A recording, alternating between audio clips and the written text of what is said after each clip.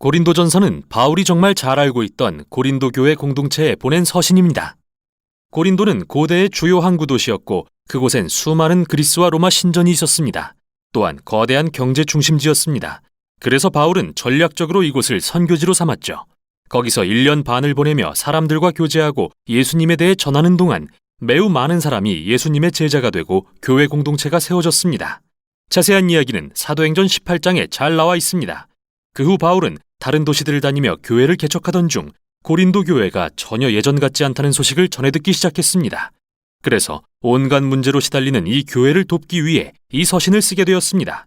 고린도전서는 5개의 주요 단락과 마지막 인사로 구성되는데 이 5개의 단락은 바울이 다루는 5가지 주요 문제와 짝을 이룹니다.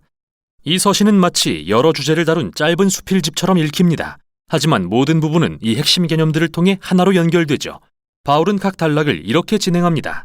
먼저 문제가 무엇인지 설명합니다. 그러고 나서 예수님에 대한 기쁜 소식, 즉 복음의 원리를 적용해서 문제의 해결책을 제시합니다. 그들이 말로는 믿는다고 하지만 삶으로 실천하지 못하고 있음을 보여줍니다. 이 서신은 삶의 모든 영역을 복음의 관점으로 생각하는 법을 가르쳐줍니다. 그럼 자세히 들여다보겠습니다. 1장부터 4장은 고린도 교회 안에 발생한 분열의 문제를 다룹니다. 바울이 고린도를 떠난 후 아볼로와 베드로 같은 다른 지도자들이 이 지역을 방문했는데요. 고린도 교인들은 자기들이 좋아하는 지도자를 골라 분파를 지었습니다. 그리고 다른 지도자 또는 교사를 따르는 사람들을 비난하고 무시하기 시작했죠. 바울은 이에 다소 냉소적이고 날카롭게 반응합니다. 여러분, 이게 말이 됩니까? 교회는 인기 투표를 하는 곳이 아닙니다. 교회는 예수님을 중심으로 모인 사람들의 공동체이며 지도자와 교사는 단지 예수님의 일꾼들입니다. 설사 한 지도자를 다른 지도자보다 선호한다고 하더라도 그게 편을 가르고 심지어 서로를 비난할 만한 일은 아닙니다.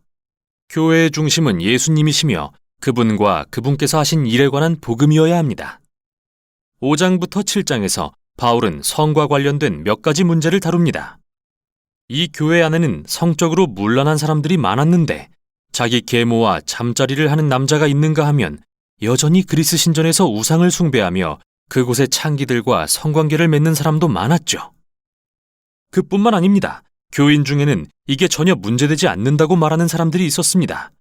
우린 그리스도 안에서 자유해. 하나님의 은혜는 끝이 없잖아. 그러니까 괜찮아. 바울은 전혀 괜찮지 않다고 말합니다. 그는 복음에 비추어서 그들이 얼마나 왜곡된 생각을 하고 있는지 보여줍니다. 무엇보다 예수님이 죽으신 이유는 우리의 죄 때문임을 기억하세요. 성적인 잘못으로 깨어진 관계를 포함해서 말입니다.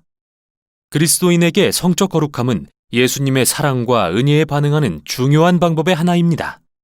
또한 바울은 예수님의 몸이 죽음에서 부활하신 것처럼 우리 몸도 부활할 것을 상기시키는데요.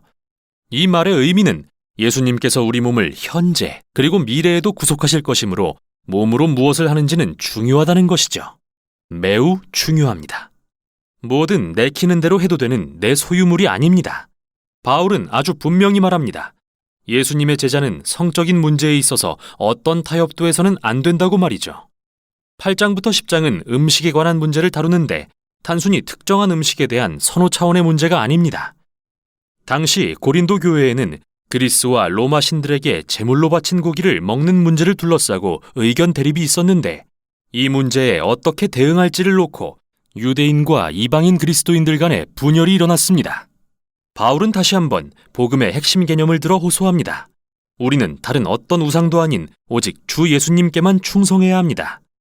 여러분이 우상에게 바친 고기를 먹는 모습을 보고 저거 봐, 그리스도인들은 예수만이 아니라 다른 신들을 숭배해도 괜찮은가 봐 라고 오해할 만한 사람들이 주변에 있다면 바울은 그 고기를 먹지 말라고 권합니다. 예수님께 충성된 자로서 우리는 그런 사람들을 자신보다 더 사랑하고 그릇된 길로 이끌어서는 안 된다고 말합니다. 그러나 바울은 재빨리 덧붙입니다. 여러분, 우리 그리스도인들은 하나님이 그 고기를 비롯한 만물을 창조하셨음을 믿습니다. 신전의 우상들이 그저 나무 조각이나 돌덩이라는 것도 알지요. 그러므로 주변에 여러분의 행동을 오해할 만한 사람이 없고 배가 고프다면 먹어도 됩니다. 그리스도 안의 새 사람으로서 이런 류의 논쟁거리는 자유롭게 양심을 따라 다루십시오. 그런데 괜찮은 경우와 그렇지 않은 경우를 어떻게 구분하죠? 핵심 원리는 사랑입니다. 사랑은 자기를 부인하고 타인의 유익을 추구합니다. 사랑, 즉 하나님의 사랑은 복음의 정수입니다. 예수님이 우리를 위해 돌아가신 그 사랑 말이죠. 바울은 이게 바로 그리스도인이 타인에게 할 일이라고 말합니다. 11장부터 14장으로 넘어가서 이제 바울은 고린도 교회의 예배 모임에 관한 문제를 다룹니다. 교인 중에는 모임 중에 아주 강력한 영적 체험을 하는 사람들이 있었습니다. 그들은 알 수 없는 언어로 크게 기도하기 시작했죠. 어떤 사람들이 가르침이나 하나님께 받은 말씀을 나누기 시작할 때 자기도 나누고 싶은 말이 있다며 일어나서 그들을 가로막는 사람도 있었습니다. 정말 난리도 아니었죠. 그래서 특히 처음 방문한 사람들은 복음을 듣는 데 집중하기가 어려웠습니다. 이 장들을 통해 바울은 그들이 우선 모임의 목적이 무엇인지 생각하고 어떤 행동이 적절한 것인지 알 수 있도록 도와줍니다. 그는 예배란 하나님의 영이 모두를 통해 일하시는 장소가 되어야 하며 연합된 형태로 이루어져야 한다고 가르칩니다. 그는 교회를 사람의 몸에 빗대는 아주 멋진 비유를 듭니다. 몸은 하나이지만 각기 다른 지체로 이루어집니다. 모든 지체는 각기 독특하고 중요한 역할을 맡습니다. 그는 성령이 온갖 다양한 사람들을 통해 하시는 일들을 하나하나 늘어놓는데요. 이 모든 게 결국 교회를 세우기 위한 것이라고 말합니다. 이 말씀이 바로 이 장들의 핵심 구절이죠. 바울은 교회가 모일 때의 최고 가치는 복음의 중심 개념인 하나님의 사랑이 되어야 한다고 결론짓습니다. 이 단락의 핵심어 역시 사랑입니다. 사랑은 모임에 참여하는 모든 사람이 자기 역할을 통해 타인을 섬기고 서로의 유익을 구하게 할 것입니다. 바울은 이 진리를 고린도 교회의 문제들에 적용합니다. 그들 중에는 모임의 목적이 강렬한 영적 체험이나 자기 의견을 발언할 기회를 얻는 데 있다고 믿는 사람들이 있었는데요. 바울은 말합니다. 여러분, 저도 강력한 기도 체험을 정말 좋아합니다. 그러나 저 때문에 누군가 방해받거나 놀란다면 멈출 것입니다.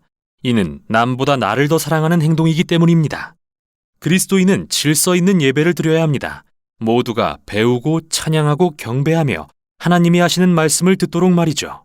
마지막으로 바울은 예수님의 부활과 그분을 따르는 자들에게 주어진 미래의 소망에 대해 다룹니다.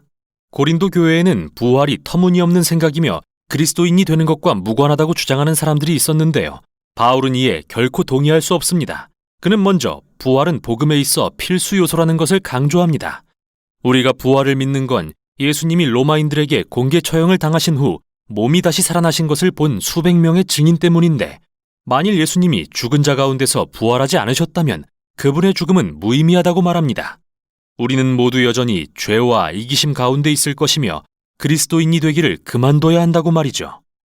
그 후 바울은 부활이 왜 죄와 사망에 대한 예수님의 승리이며 우리에게 현재의 생명과 능력의 근원이고 온 세상의 미래에 대한 소망의 약속이 되는지 자세히 설명합니다. 우리가 예수님을 중심으로 연합해야 할 이유는 바로 부활 때문입니다. 우리가 성적 거룩함을 추구하는 동기는 이것입니다. 나보다 남을 더 사랑할 수 있는 힘의 근원도 이것입니다. 그리고 궁극적으로 부활은 사망에 대한 승리의 소망입니다. 바울은 그래서 우리가 예수님이 죽음에서 부활하심을 믿는다는 말로 서신을 끝맺습니다. 복음은 그저 도덕적 충고나 개인을 위한 영적 처방전이 아닙니다. 복음은 완전히 새로운 현실의 문을 여신 예수님에 대한 선포입니다. 이렇듯 고린도전서는 우리에게 삶의 모든 영역을 복음의 관점으로 바라보는 법을 전해줍니다.